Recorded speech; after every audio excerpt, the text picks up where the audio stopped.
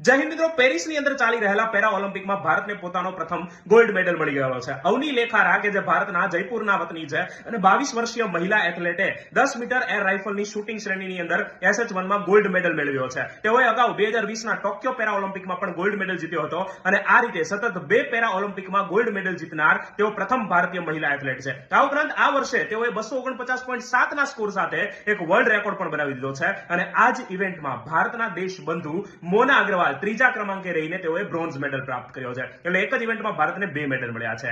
22 વર્ષીય આ મહિલા એથ્લેટ હાલ ભારતને વૈશ્વિક સ્તરે નામ અપાવી રહ્યા છે, પરંતુ 12 વર્ષની ઉંમરે એક કાર એક્સિડન્ટમાં 2012માં તેમનું શરીર લકવાગ્રસ્ત બન્યું હતું અને છતાં પણ તેઓએ પોતાના સ્વપ્ન માટે ઝઝુમ્યા હતા અને હાલ તેઓએ પોતાના પરિવાર અને ભારતને વૈશ્વિક સ્તરે નામ અપાવી છે. ભારત સરકારે 2021માં તેઓને પદ્મશ્રી પણ આપ્યો છે અને તેઓનું સ્વપ્ન છે કે તેઓ ભારતીય ન્યાય પ્રણાલીનો ભાગ બને, એટલા માટે હાલ કાયદાનું પણ બની રહ્યા છે. તો માહિતી ગમી હોય તો શેર કરો અને આવી માહિતી માટે અમને ફોલો કરતા રહો. જય હિન્દ.